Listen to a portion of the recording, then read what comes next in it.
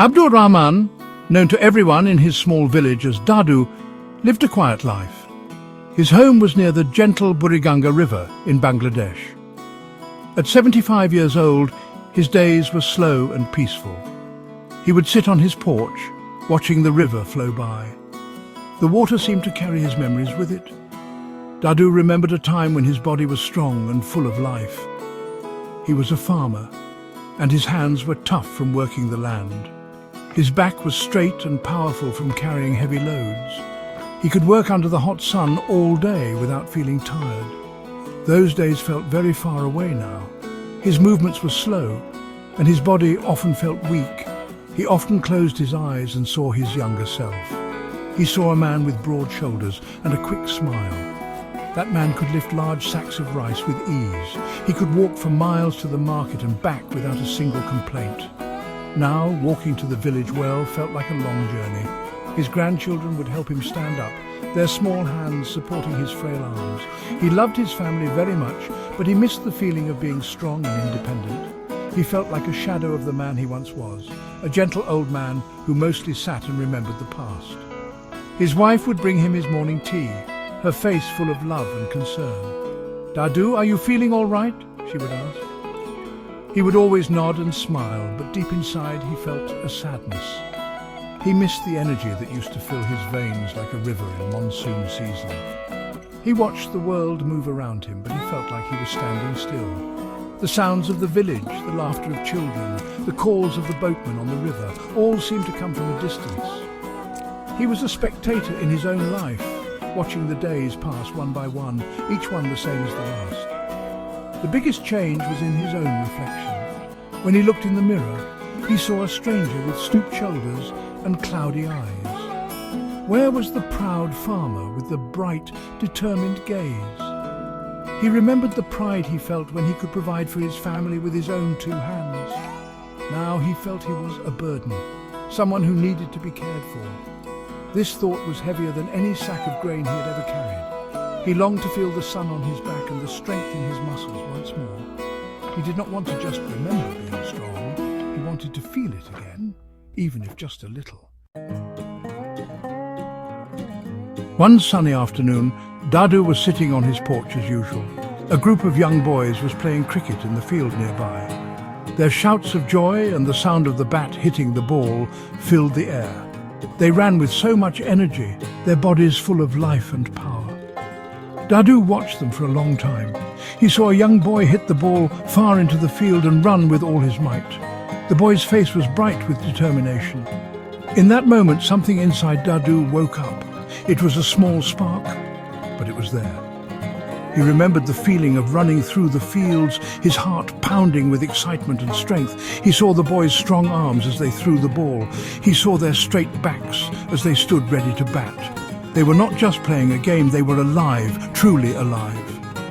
Dadu looked down at his own hands, which were now thin and wrinkled. He thought about his own youth. He too was once that boy, full of dreams and endless energy. He did not want to spend the rest of his life just watching. He wanted to feel that energy again. He wanted to stand tall and feel the power in his own body. The boy's simple game of cricket became a powerful inspiration for him. That evening, Dadu made a decision. It was a quiet decision, made in the privacy of his own heart. He would not let age defeat him. He would try to bring back the strength he had lost. He knew it would be difficult. He knew people might laugh. But the image of the running boy was stuck in his mind. It gave him hope. He thought, if they can run and play with such joy, why can't I try to walk with a little more strength? It was a simple thought, but it was the beginning of a great journey. He was no longer content with just remembering his past. He was ready to build a new future.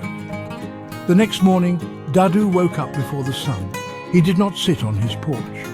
Instead, he stood in his small courtyard. He tried to stretch his arms, reaching for the sky. His joints felt stiff and his muscles protested. It was a small, clumsy movement, but it was a start. He then decided to walk. He walked slowly around his house, then to the edge of the village and back. It was not a long walk, but it left him breathless. His family watched him with confused expressions. "Dadu, what are you doing?" his daughter asked, her voice filled with worry. He just smiled and said, "I'm just taking a walk." They did not understand, but Dadu felt a flicker of his old determination return. Dadu's new routine started simply. Every morning he would perform gentle stretches. He moved his arms and legs slowly, listening to his body. After his stretches, he would go for his walk. Each day, he tried to walk a little farther than the day before. At first, his family was worried. They thought he might fall or hurt himself. "Baba, you should rest. You are old now," his son would say gently. But Dadu was determined. He would shake his head and continue his walk, his steps slow but steady. He knew they cared for him, but he also knew he had to do this for himself.